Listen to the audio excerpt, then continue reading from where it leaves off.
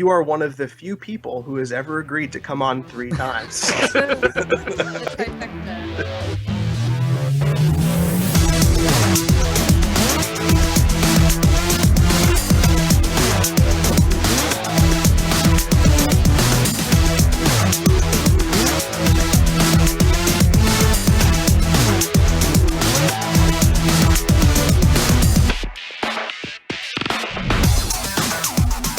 Hey everybody, welcome to episode 195 of the Rated NA podcast. I'm Scott. Hey, and I'm Ash. And so we're going to do something a little different this week. This is going to be sort of our Life is Strange special episode. Yeah, this is pretty neat how this went down. So we've had Ashly Burch, who voices the character of Chloe in Life is Strange. We've had her on the show a few times. And when Matt and I were out at PAX East a few weeks back, we met the guys, the developers of Life is Strange, and had a really great conversation with them, which you guys will hear on this episode. And as soon as we were done, we were like, man, we should contact Ashly Burch again and see if she wants to come back on the show to talk about Life is Strange, and maybe we can do a special episode that kind of revolves around Life is Strange. So that's what you guys are getting. We're obviously big fans of the game. We think it's a really great game, and you guys will hopefully enjoy what we learned about it. It is spectacular. It is indeed. This episode is brought to you by Loot Crate, and Loot Crate is a monthly subscription service where you can get all sorts of fun stuff delivered to your house each and every month. It's a random collection of awesome stuff, and last month's Loot Crate was one of my favorites, and it's stuff that really appeals to Scott's heart. It was all spy stuff. Woohoo! So I guess we can at this point kind of spoil what was in it because the time has long passed. Has it long passed, though? I mean, it's only been, isn't it just been a couple of days, or? Well, I'll give some hints. Okay, I think that's fair. I don't want to. I'll give some hints. I don't want to anger anyone out there. I don't want to anger. Okay, so there's stuff from S.H.I.E.L.D. that was revealed. Okay, S.H.I.E.L.D. stuff is really cool. If you're a fan of the show, it was actually a replica prop from S.H.I.E.L.D. There's stuff from James Bond for Scott. Ooh. Sitting, waiting at my house for him. Stuff from Orphan Black. All sorts of neat trinkets and doodads. And anyway, if you are a fan of getting great stuff delivered to your house each and every month for a pretty low price, and you want to help out our show, you can go to lootcrate.com/ratedNA and use the code ratedNA, and you help out our little show and you get your stuff. So it's a win-win situation, as they say. Mm-hmm. Win-win, as they say. Win-win. Yeah, win-win. So, what have you been up to, man? Well, we all saw each other for a little party this past weekend. Yeah, party times. That was great. Yep. So we'll talk about that at some point in the future. Cool. So that was fun. It was really nice to see everybody. So Matt came into town with his wife, and we all got to hang out for a little while, which is always good times. Yeah. And other than that, man, this has been a pretty crazy last 2 days, right? So you've got Life is Strange episode 2 coming out today, or yesterday if you were keeping your eyes peeled on the Xbox shop. It was available yesterday. You've got Borderlands, Tales from the Borderlands episode 2 came out last week. Mm-hmm. You've got Game of Thrones episode 3 came out today. Yep. Or I think it comes out today for PlayStation, tomorrow for Xbox. And then all of a sudden, Dragon Age single player DLC came out late last night today as well. Surprise, everyone. Yeah, isn't that crazy? This is like the spring game apocalypse, and then you've got your Handsome collection came out today, right? Which I purchased. Excellent. And then I guess over on the insurance company side, you've got Bloodborne, right? Yes. So, hey, that's what they do. They sell insurance. Come on. Am I wrong? I'm not wrong. Absolutely right. Okay. Yeah. So, so a bunch of stuff came out. So that's really exciting. Yeah, man. A lot of it is episodic too, which kind of, there's a great conversation to be had as to whether or not this is a good way to release stuff. I truly believe that it is a great way to release stuff. So yeah, and you've been playing the Resident Evil, right? Also episodic, man. But not like not in the style of a Telltale game. It's like an episodic action game, right? Yeah, so for our longtime listeners, I'm a huge Resident Evil fan. I have been, for, let me date myself, close to 15 years-ish? Yeah. I guess since the first one came out. So you have an umbrella tattoo. So I do. That is your dedication, Yeah. Yeah, I've been a fan of the series for a long time, and it's obviously changed over the years. Sometimes, Resident Evil 4 was great, and then some missteps along the way. But I was a really big fan of Revelations 2. Revelations 2 was released episodically. I played it on Xbox One. I did not play it episodically. It was released actually weekly, as opposed to every couple months. I mean, that's kind of episodic, right? Or it's Yeah. like enough to keep you kind of hanging with it, Right, every right. couple of days. Yeah. I, however, waited the month and just played it all when it was all released because Sure. I knew I'd want to play it that way. But if you are a fan at all of the Resident Evil series, I say give it a shot. It's campy, it's silly. They added a lot of really great new mechanics that I truly appreciated. There's now stealth. Like sneaking. Yeah, sneaking Yeah. sneaking's awesome because it forces you to kind of take the game a little bit slowly. You're never really running around, these maps. You're actually kind of creeping around with a flashlight, which is really neat. There are some great scares, some great tension. The crafting mechanic has been simplified, and I think it's much improved. And I really actually like they kind of went back to having very limited and scarce ammo. There are a lot of boss fights and a lot of challenging encounters in the game where That's I was cool. literally down to like 1 or 2 bullets, and then I had to whip out the old Bowie knife and go Bowie knife crazy. So Nice. I watched you posted some videos to your Xbox feed, and from what I saw some of that stealth mechanic, and it reminds me of the stealth mechanic that you find in an action game, and not the kind of stealth mechanic you find in a game like Thief. Like a very like hardcore stealth game. yeah, This reminded me absolutely. of something you'd find in Uncharted when they added stealth, or in Tomb Raider, right? Yeah, it's a very simple line of sight stealth, so you can kind of see which direction your enemy is facing, and if you can get up behind them before they get line of sight on you, you can do a one hit takedown, Yeah, that's which super fun. saves tons of ammo. I mean, there'll be enemies that take an entire magazine to bring down, but if you can get up behind them, you can kill them in one hit. So it adds a whole new dynamic to it. They brought back some of my favorite characters, so you get to play as Barry Burton from the original Resident Evil, and you get to play as Claire Redfield, and some surprise characters too. So it was, it's great. It's I've heard a lot of negative stuff about it. It's not obviously the most shiny, polished game. I definitely did not have the budget of like a Resident Evil 5 or a Resident Evil 6. So less cinematics, less VO, but as a whole, it was a great experience, and it's actually very cheap. So. I think if you're a fan of this stuff at all, definitely give it a go.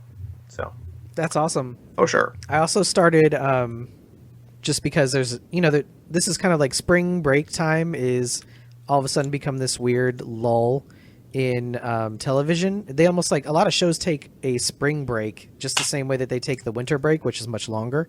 Mm-hmm. So I actually started going back and watching Freaks and Geeks. Oh man, one of my Yeah. favorite shows. Yeah, my wife watched the entire series, and she's like, "Oh, you need to see this. There's all kinds of people in it and everything." So, I said, Awesome. "Sure." Have you finished it yet, or are you? No, we just started. Oh, man. Started. I mean, It's- she watched it all, it's- but I just started watching it. Yeah, it's absolutely brilliant. I can't wait for you to finish it, and we can talk about it. Yeah. I saw one episode. I'm already stoked on it. It's I feel pretty like much a perfect show. Like the actors in that show are just amazing. So I feel like it ties in nicely to the conversation about Life is Strange. Like yeah, it fits kinda into that does, right? wheelhouse in some Absolutely. ways. So that's pretty cool.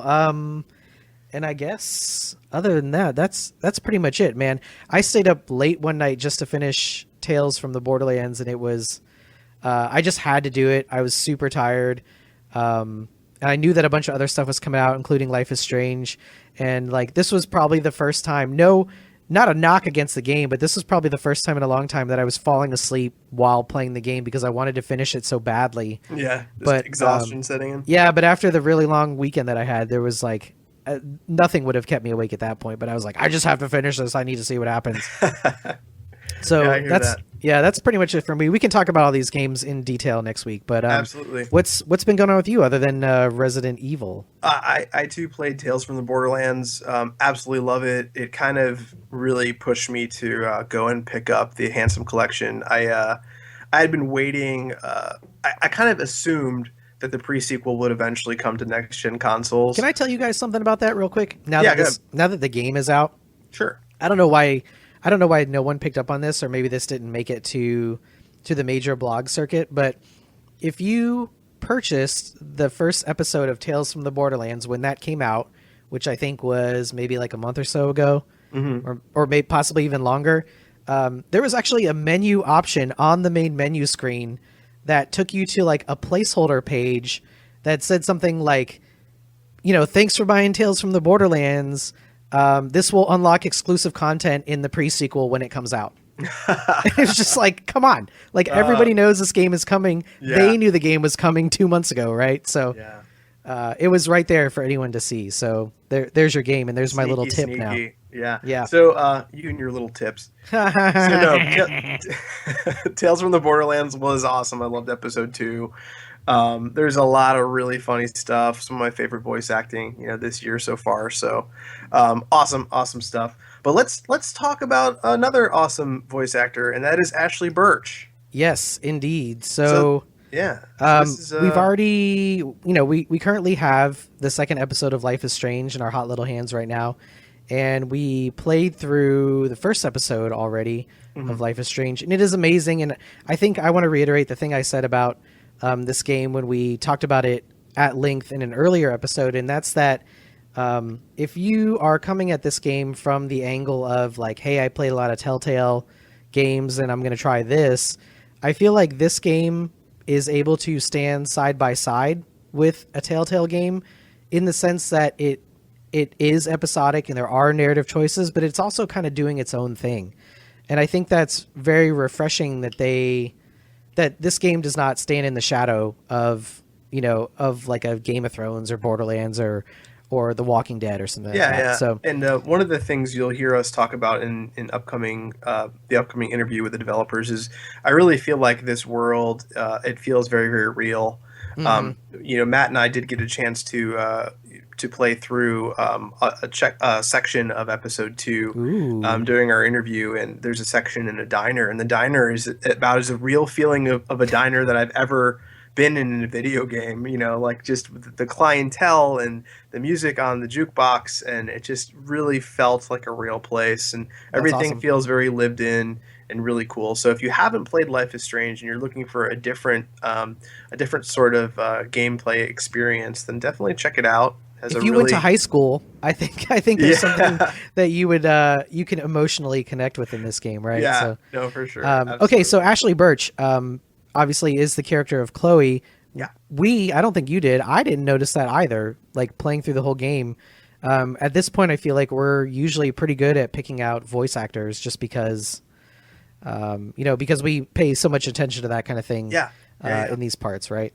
No, I think she did a great job. I think she brings, a lot to the Chloe character, which I think could have come across to some people as annoying. She's kind of this rebellious teen, with like a fuck you attitude. And I think there's a wrong way to play that, but I think Ashly played it the right way. So it's actually very likable, very realistic, and there's a kind of a little bit of sadness to her voice in the way that she plays the character, which if you've played Life is Strange, you kind of understand why. Like, she doesn't have the most enjoyable family type situation. So I think that is kind of conveyed in her acting as well. Anyway, she's killing it. I'm a fan of Ashly. I'm glad she's getting a lot of work. And why don't we let our listeners listen to our chat with her? Sounds great. Cool.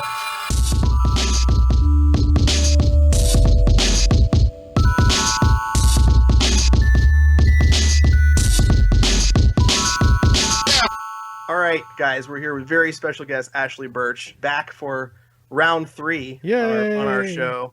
Thank you so much for coming back. Hey, my pleasure. It's exciting. We were looking through the notes, and this is the third time you've been on our show. You were on really? Yeah, it is. You were on episode 85 a very long time ago, and then you were on episode 109, I think in June of 2013, and you are one of the few people who has ever agreed to come on 3 times. The trifecta. It's an exclusive club, like Saturday Night Live when you host 5 times. Or like a Discover card member. Yeah. Absolutely. Well, thank you so much for coming on, and course. we're stoked to catch up with you and see what's been going on, and talk about Life is Strange, which we are all huge fans of. So Awesome. yeah, it's a really fun game. Like I wasn't anticipating liking it as much as I did. As a matter of fact, when I first played through it, I had absolutely no idea you were in it at all, and I played through. Oh, really? No, I played through the entire the first act of it. And it wasn't until I finished that I looked up the voice cast and realized it was you. I was like, "Oh shit!" 'Cause normally I'm really I'm okay at identifying voice actors, but you like totally tricked me. I had no idea it was you. Boom. Yeah, Boom. Gotcha. boom, absolutely. So since you were on last, which was what was it, June 2013? What have you been doing? What's been going on? Holy cow. I mean, I got like, It's only been a year and a half. I know. oh man, I ate a lot of pizza. Actually, I didn't eat anywhere near as much pizza as I should have. Oh. Never enough pizza. Never enough pizza. But I got like twice as busy since the last time I talked to you guys, probably, because I started writing at Rocket Jump. Yes. Yeah, you and Anthony are doing stuff together now again, right? For them? Yeah, so he's the head writer, and I am a writer on a show that's going to be on Hulu that we're writing at Rocket Jump. That is awesome. And That is really exciting. That's awesome. yeah, it's great. And then I got another writing job doing story outlines for Adventure Time. That is ridiculous. Wow. Awesome. Yeah, it's crazy. Awesome. So I got the thing at Rocket Jump was like percolating for a while, and then it actually happened, and I was like, oh, cool. So I'll do this and voice acting, and then out of nowhere, I also got contacted for the Adventure Time thing. So I was like, okay, I'll do all Right, three. So That's awesome. they're super fun, but I've also never been busier in my life. I know. um, Congratulations. And you did Attack on Titan, right? Yes, Attack And- on Titan, Life is Strange, obviously. There Came an What is- Echo. There Right. Came an Echo. Yes. With music by our pal Jimmy Henson. who Ooh, we yeah. love. Good old Jimmy. What a Yeah. sweetheart. He is. He is. Okay. He's a good man. He is a good man. I love that guy. Can I tell a really, Yes. really stupid story, a really random story, boy. real quick? Sure. I feel like you Sure, can, sure. yeah, probably. Yeah. Okay. So I think you. Unless you Ashley's just like waiting to go. no, right this is Ashley No, go- related, so that's why I have to tell it. So you guys did a podcast with Jimmy Henson a long time ago, right? Like you did a Keeping It Real, right?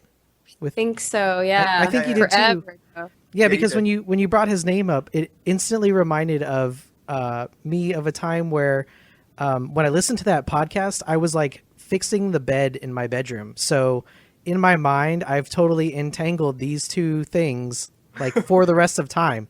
Is that, whatever that is, 3 years ago episode of Keeping It Real with Jimmy Henson is now forever entangled in my mind with me like putting a bed together and like putting a comforter, Whoa. doing all that stuff like from the ground up.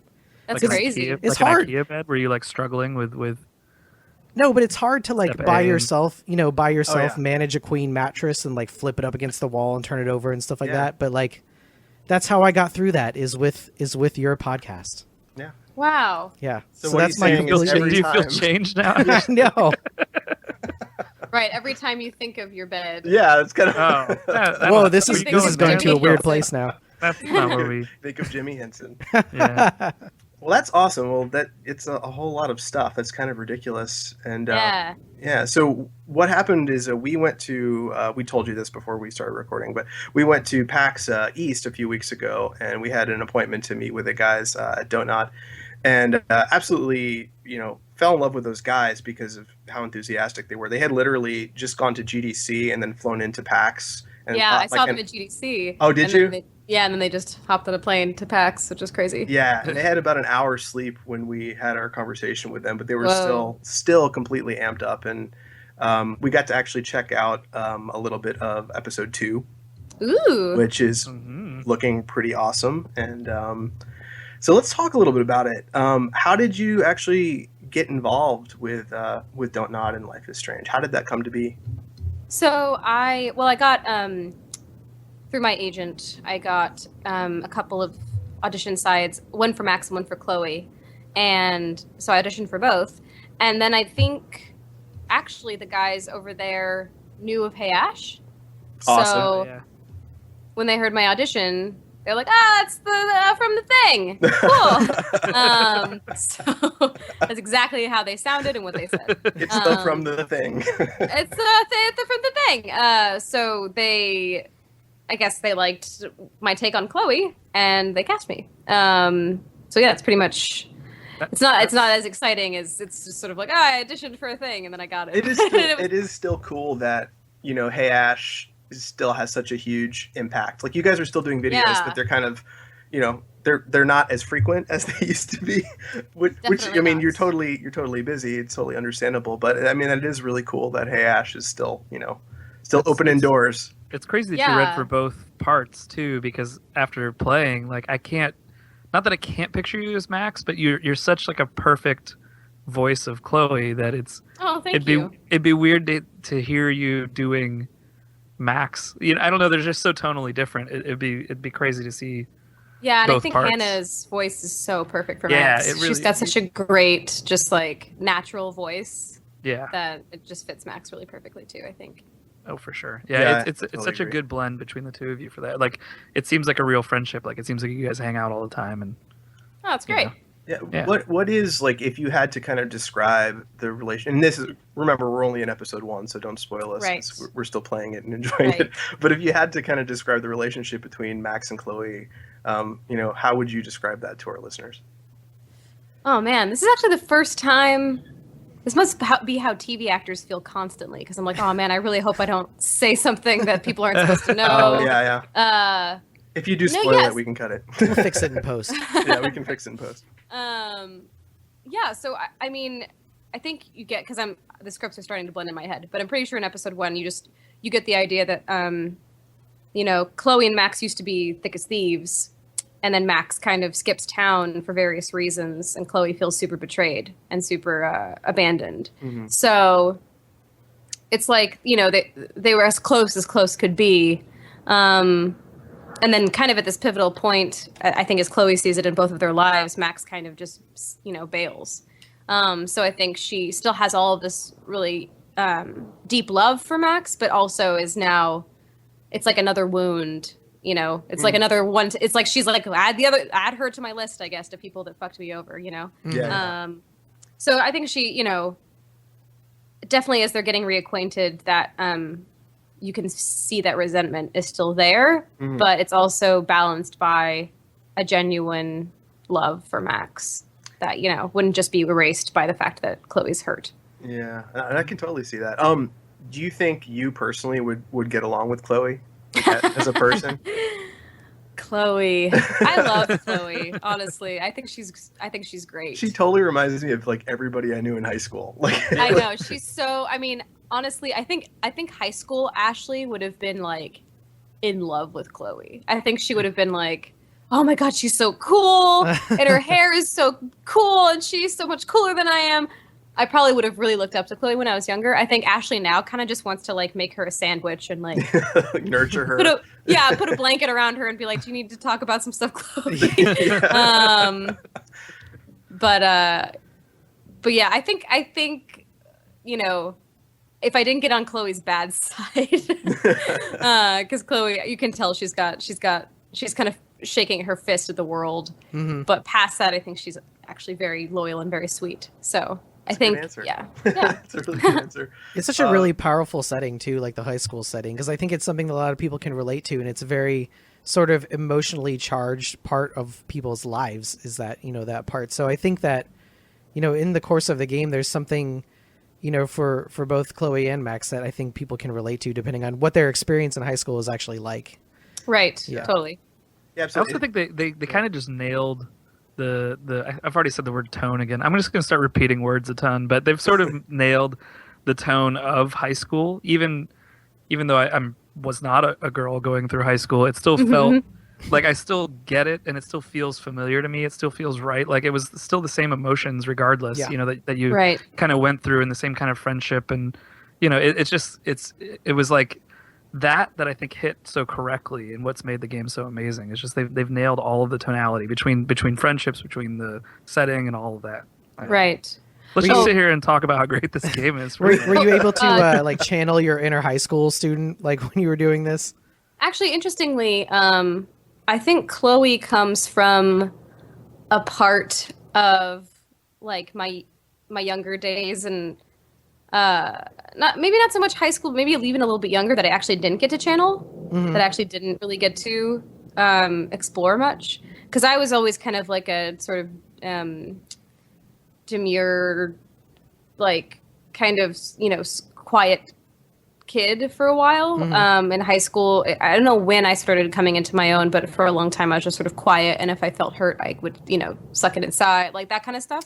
So a lot of high school was like me trying to fly under the radar, and Chloe is very much the opposite of that. She's got blue hair, she gets angry, she skips class, she does all the things that I wish I had been able to do in a lot of ways. So Chloe in a certain way is like, I guess you could say that she's all the moments where I was like, man, I really wanted to just yell at this person, but didn't have the guts. It's like, now that's Chloe. Yeah. Yeah, right on. That's awesome. So this next question is super stupid, but I'm going to ask it anyway. If Chloe had Max's powers, what do you think she would do? Oh, God. Have you gotten this question yet? No, I haven't. Yes! Go me! I think she would do some messed up stuff. Yeah, I think a lot of us would. Some messed up shit. I think she would. She'd definitely fuck with her stepdad. She would. I think she'd do some mean things to a lot of people. There's a line. I don't want to ruin it, so I'm not going to say it. I don't know if you'll even remember it, but there was a line that you drop in the diner while talking to Max about what she could do with her powers. That I not only like cracked up laughing at, but it was the line about making out or whatever. But yeah, it kind of gave you insight into what where Chloe's brain kind of went immediately. It was like it was this weird, like you could do this or this, and it was like, oh my god, it's amazing. So I really love it. A lot of us, especially since Max can rewind and then kind of reset over and over and over again, like a lot of us would probably do some pretty messed up stuff and then go back and fix it and just be like, okay, I wanted to see what that would feel like. Right, you want the catharsis, and then you're like, okay, yeah, that was probably too fucked up, so I guess I'll go back. Absolutely. Well, we have a couple listener questions. Let's do Jessie Lamb's Axel 99s. She says, did you have to do you do all your lines? You know Jessie Lamb? Yeah. Oh, awesome. Only through Twitter. But yeah. Yeah, I've never actually met Axel 99 either. Jessie Lamb, she's awesome. Her art is gorgeous. Amazing. Gorgeous. So she wants to know, did you do all your lines in advance, or were you given a script for the entire thing at once? Or for each episode? For each episode at once. So I think she's asking, is it all recorded already? Okay. Yeah. Oh, no. We're recording. I think I've recorded the second... have I recorded any of the third episode? I think I've only recorded the first and the second. Okay. Maybe the first parts of the third. It's kind of hard to know. Yeah. All the scripts are separated into like different sections, and often we will record out of order depending, because sometimes Hannah and I were in the booth together and other times we're not. So that's really interesting. I feel like that doesn't happen very often in voice acting, that you actually get to be with the person that you're speaking with. Yeah, often you don't get to record with any of your cast members with voiceover with games, but we were lucky enough that I've gotten to record with a few of my cast members for Life is Strange. Oh, that's really cool. Yeah, it's great. So we prioritize more emotional scenes when the other person is there. Sometimes we'll start a session with a really emotional scene, then they have to go, and then I'll be recording by myself and just be doing more incidental stuff or more exposition stuff. Yeah, I've only recorded the first and the second episode, I'm pretty sure, thus far. Oh, that's awesome. It is cool that you guys got to record together. That's, Yeah, it's very really nice. Yeah. I love the way that this next question is phrased, so I'm just going to read. This one's from at the VG Junkie. And he says, as a former teen, I just love that. Did you have any influence on Chloe's dialogue and usage of slang? No, that was all the writers. It was all the writers. I think you say amazeballs in episode 2, which I actually cracked up laughing. Awesome. No, yeah, I didn't really contribute to the slang as much. I can't really think of any slang that I use I say things are dope, but that might be outdated, and it might be just my group of friends that say that. And then I also call people dude all the time. But I think that's fair. Too. I think we do too. Yeah. Dude lives on. Yeah, But, dude lives but to be forever. fair, I don't think we know current slang. No, we at all, definitely so. There's something that I heard that I was like, oh God, I'm already out of touch. Well, I mean, we are all former teens at this point. We so- are. Yeah, That's true. we are. We're already out of date. We're Former expired. teens. We're expired teens. Wah, wah. It's actually a really good Wah. band name, by the way. Expired. Teens. Expired teens, yeah. I'm into it. Okay. Next one's from Robert Fremering, who's at Mr. Slick on Twitter. He says, this one's ridiculous, but I love it. What is one of your favorite dinners you usually eat for your birthday? My main dish is my mom's barbecue ribs. That's so cute. Isn't that this dude's from Alaska and he's like the nicest guy ever and he tweets at us all the time and I love his questions. He That's wants such a to, sweet question. isn't it? It's just nice. Oh man, now I don't know even what to pick. Okay. Well, I think I'd probably go out to sushi. I think that's been my favorite birthday dinner. Is just going out for some nice sushi. Sushi. Yeah, sushi's good. Well, Ashly, I know you're super pressed for time, and thank you so much for coming on our Life is Strange special show. My pleasure. Thanks And- for having me. Absolutely. Where can people find you all over the world now? Oh man, well you can find out the stuff that I'm doing. I usually tweet I'm the best at tweeting, so I'm the best. At tweeting. The Thing to best. say, my God, of the social media, I update Twitter the most. Is what I meant to say. So my Twitter Have it. handle is at ASHLY_BURCH. I have an Instagram that's just my name without the underscore, and then some sort of Facebook thing, and then I have a website that's also my name.com. Awesome. Why does everybody sing that? I sing it too. Do you? I never understood not it. Yeah, sing like that. it's just like you feel like you get to that part and you're like, it needs to become musical all of a sudden. Yeah, feels right. Awesome. Well, Ashly, thank you so much. You were awesome. And everyone, obviously, keep an eye out for Life is Strange coming out episodically, periodically for the next, 6 to 8 months. We don't know. Thanks, Ashly. Thanks, Ashley. Yeah, thanks for having me on, guys. Take care. Bye. Bye.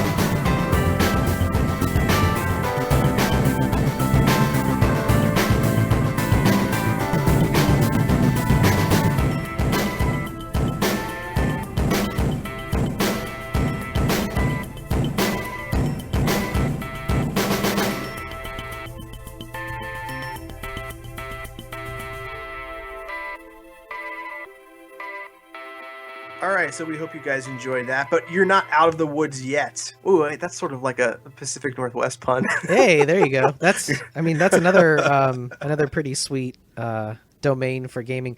You could probably curate a list of. You could probably create like one of those Steam game lists or whatever. Yeah. Curated just based on the location, right? So you could add your Alan Wake to that. You know, Yeah, your Life these guys is Strange. actually address Alan Wake in the interview, which I think. Do they really? Because this yeah. game, I mean, I think on superficially you can look at this game and go, "Oh, it's like a Telltale game," but it's in the first 5 minutes of this game, I was like, "Oh, this game is like Alan Wake," and I yeah. love the shit out of that. Oh, for sure. And, Yeah. you know, we kind of gushed all over these guys because not only, you know, we're the Alan Wake fans, which we know that you are a massive fan of Alan Wake.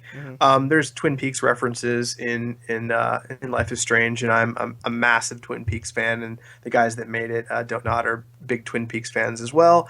And then they showed us a list of all the music coming up for Life is Strange. Oh no, you can't tell me. Don't tell me. I won't tell you, but Matt like lost his marbles because he's like, oh my god, like these are all of my favorite bands. Oh, You yeah. know, and for those of you who know Matt, like and Scott, like, huge music fans, and they have like identical musical taste to the DONTNOD guys. So, you know, it was just neat. It kind of felt like when we were doing this interview, which you guys are about to hear, even though these guys are from France, that you know, these are like friends of ours that made a game. So Yeah, you remember, you know, like this was probably a while back, but I was on like my French gaming kick, you know, like we were talking up because I was playing Remember Me at the time, and we were talking that up. And you know, shout out Absolutely, yeah. to the Game Bakers, like our friends in the Game Bakers, like another indie French studio. And Yeah.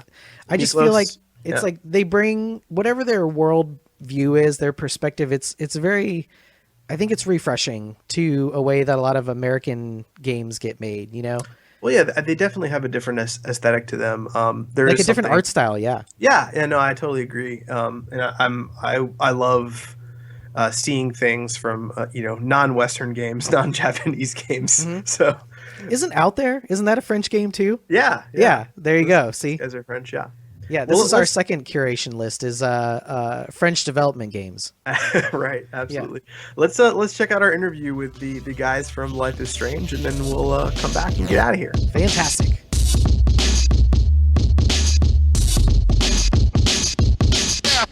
So hi, I'm Michel Cor, and I'm the co-game director of Life is Strange. Hi, my name is Raoul Barbet, and I'm also a co-game director with Michel. Hi, I'm Luc Bagadoust, and I'm the producer. Excellent. Well, first of all, thank you guys coming all the way out here to PAX, what is this, East? We're at PAX East. Thanks. We go to a lot of these PAXs. Thank you for coming and showing off your game. So we saw the panel, we just saw the demo. Can you tell us a little bit about the inspiration for this game? Because honestly, we talked to you guys a little bit earlier, there's really not much like it in existence. It has tonally, it's just different. It's kind of a mellow experience, but at the same time, it forces you to think a lot. So what kind of drove you to create a game like this? I think it all began with our last game at DONTNOD, Remember Me, when there was some memory remixes sequence. We love to design them, and we think that it's very powerful sequence talking about small action who have big consequences for characters. So we wanted to extend this idea to a whole game. So we very quickly think about adventure game to be able to have a lot of characters, to really have a very narrative game talking about maybe a long story, and let the player take his time to also think, like you say, about his choices and consequences. And of course, on top of that, we add the rewind to have this special mechanic who can also add a layer to the classic dialogue and interaction game. Yeah. And for the inspiration, maybe Michel, you can talk about it. Yes, we have a lot of inspirations, to be honest. Of course, some on video games. We love the game from Telltale Games, some games from Quantic Dream like Indigo Prophecy or Heavy Rain, and we are huge fans of the older point-and-click adventure games where the player can take his time and just explore environments and solve puzzles and stuff like that. But mostly, I think our inspirations came from some TV shows and movies, like the Sundance Movie Film Festival. I saw the Twin Peaks license plate. Yes. Which one of you guys is the Twin Peaks fan, or all of you? Yes. All of you? Yes, awesome. yes, I actually went out there this summer with my wife, where they filmed it, and it was awesome. So I'm a big fan of that region of the world. What kind of made you guys choose the Pacific Northwest United States? I think it was a bit of both. We were traveling in Seattle for other work reason, professional reason at a point, and just taking pictures and seeing the Washington State was. We thought, oh, it's great. We could have our story taking place here, but also, of course, we saw this place in TV shows like Twin Peaks or The X-Files, or in game like Alan Wake. And of course, Alan Wake. I think there was really an interesting part in this part of the interesting feeling in this part of the United States. There is this mystery, and it's always you have the ocean, you have the forest, and I think it's great. A small town in this setting is interesting. Absolutely. Yeah, we really wanted to have this kind of story in a small town where everybody knows each other, but not so much, and maybe you can find new information about some people of the town. So we really wanted to have this feeling. So like, of course, in Twin Peaks, but also in Stephen King novel or stuff like this. Yeah. Adding this small fantastic power and even to a classic everyday life in a small town like this. So it's not a sci-fi movie, it's just adding this fantastic feeling that allows us to really talk about kind of spooky and mystical about that part of the country for Yeah. no apparent Yeah, reason. yeah. You just walk around Yeah, and you're yeah. like, Exactly. the owls are not what they Yeah. seem here. Something is strange. Do But- you have any questions about the music, Matt? 'Cause I know, like, Yeah, the music. We were at the panel earlier. The music got asked about earlier in this session. Yeah, the music got asked about. Clearly, it's resonating with everybody that has played the game. And I heard now Alt J, Mogwai. You started literally started listing my favorite bands. Cool. Just like, and Yeah, I was that's like, cool. this is so amazing. Yeah. Was there anything that drove you towards the initial like I just blanked on his name, Jose Gonzalez? Was there something about just the atmosphere of his music that just felt right for the tone of the game? Yeah, we've got like I think more than 200 different songs we wanted to have in the game. but we have to reduce. We have to reduce a little. So we'll have like 15 licensed tracks in the game, so we can discover new on each episode. So like you say, Alger, Mogwai, and Gonzalez, as we are working at the early stage of production, we add some music to the scene to see what we wanted to have to keep this moody and nostalgic atmosphere. Yeah. And we've got a lot from Angus and Julia Stone. This is really one of our favorites at the beginning, and after we had all the band we like, and we are so happy to see that like you players can discover also new artists we love in a video game and in a scene, and having also this the interaction aspect of a game is great. That means that the player can choose to play a song and play the scene with this song behind, and I think it's really something unique. It was a really beautiful moment when you have the guitar and you're playing along to it is Jose Gonzalez at that point too, right? And you're just kind of playing along, and it was a moment that I realized, like, wow, they're gonna let me just sit here and play this song. Like, it has no effect on the game, nothing's gonna happen. I can just sit and kind of enjoy this moment in a game. It's really it was beautiful. That's exactly what we wanted to do. It's let you enjoy the moment, and that's it. And it's the same, for example, when you go to sit on a fountain, you can wait here like for hours if you want, and we didn't.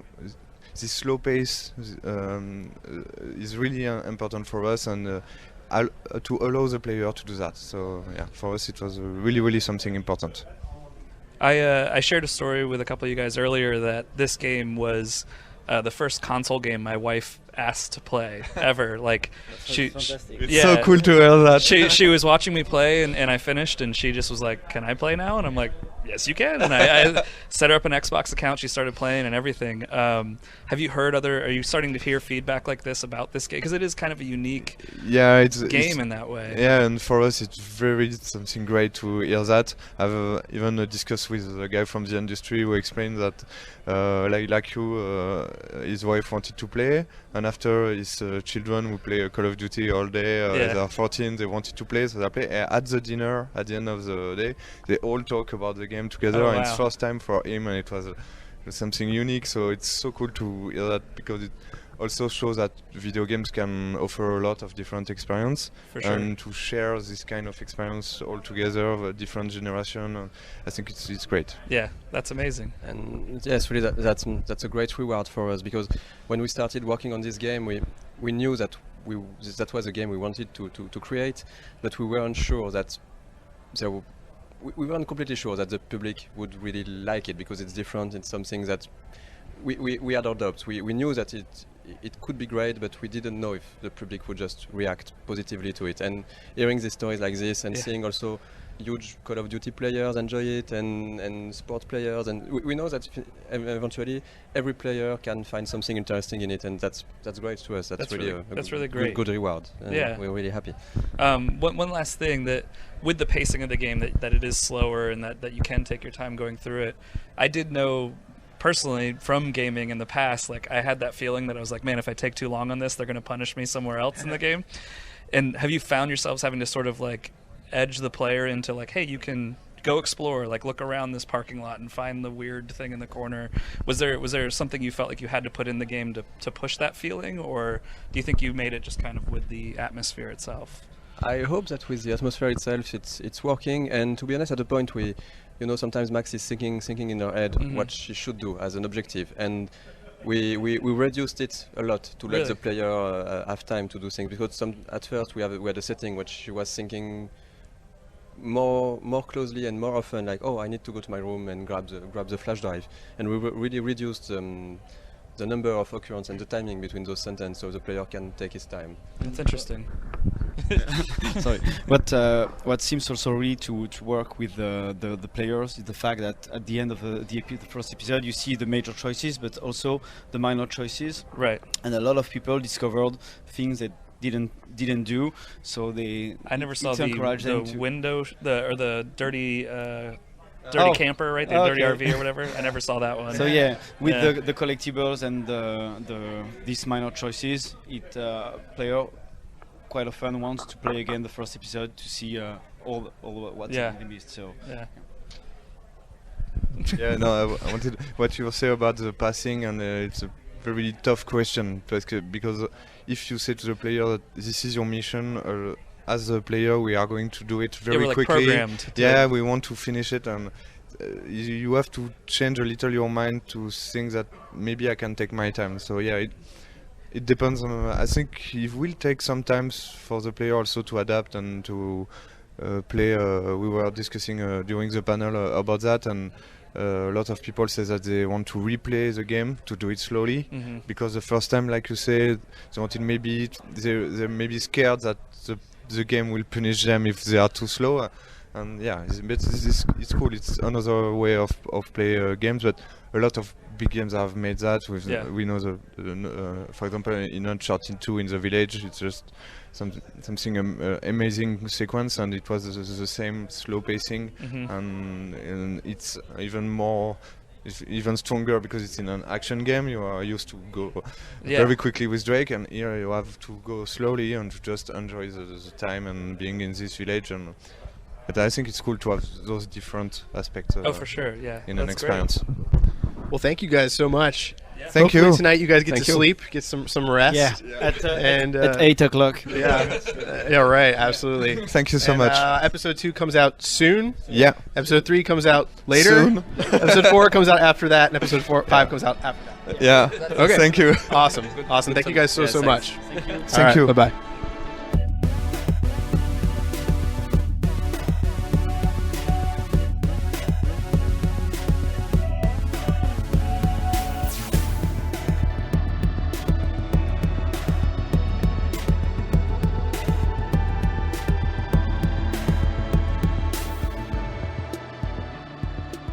Hi, I'm Ashly Burch, and you're listening to the Rated NA podcast at nerdappropriate.com.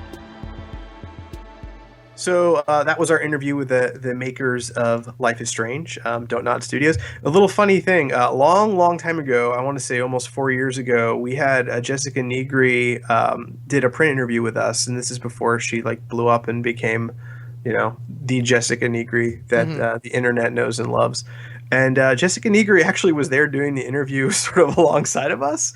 What? Are you serious? Yeah, it's really strange. She was there helping out one of her friends doing interviews and stuff as press. And so we walk into the press room and there's Jessica Negri. Oh my gosh. And she kind of remembered us and played the game alongside of us. And you might actually be able to hear her in some of the background stuff. But I thought that was a strange little side note for folks that are listening to this. This world is much smaller, I feel like, than what it might appear to be from the outside. No, it totally is. Yeah, it totally, absolutely is. Especially if you frequent cons and stuff as often as we do.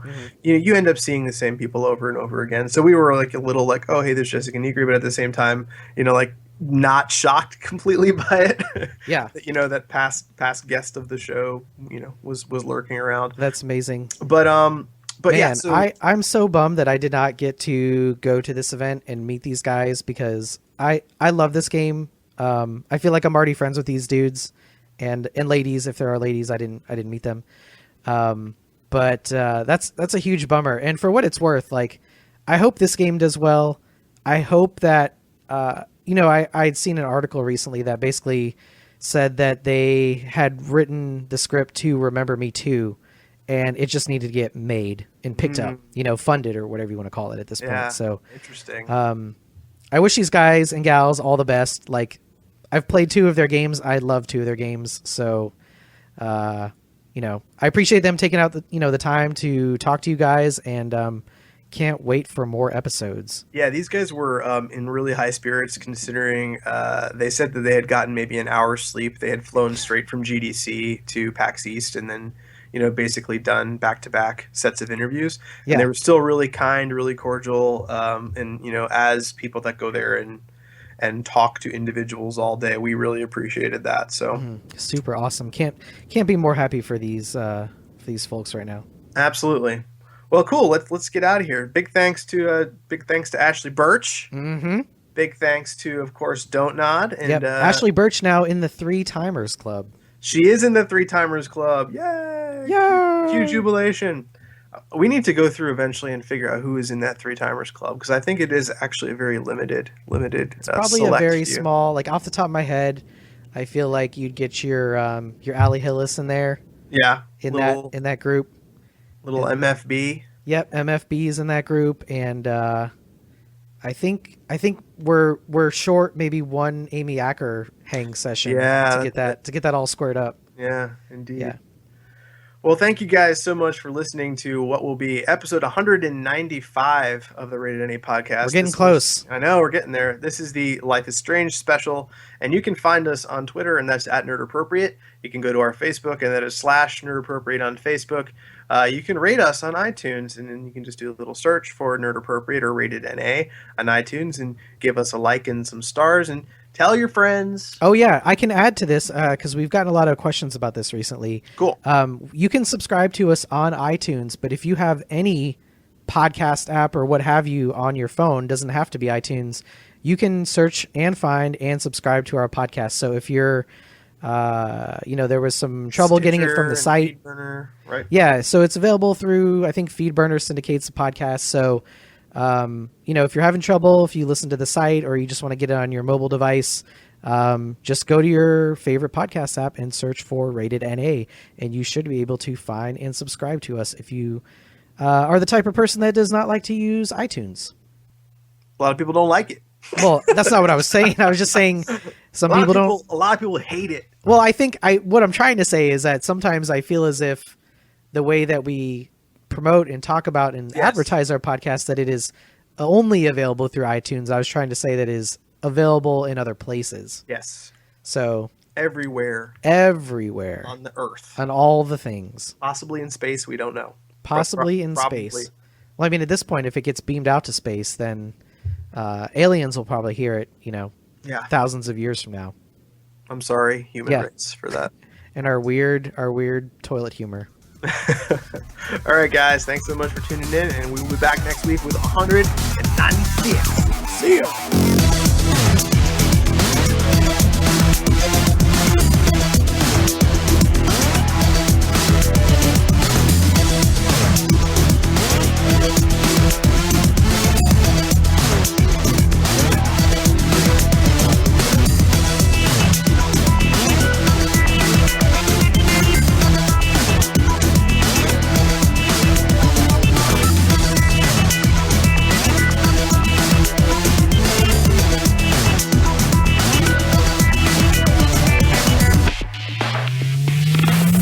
I currently only own those blue monster boots, and I hope those are the only shoes you own. no.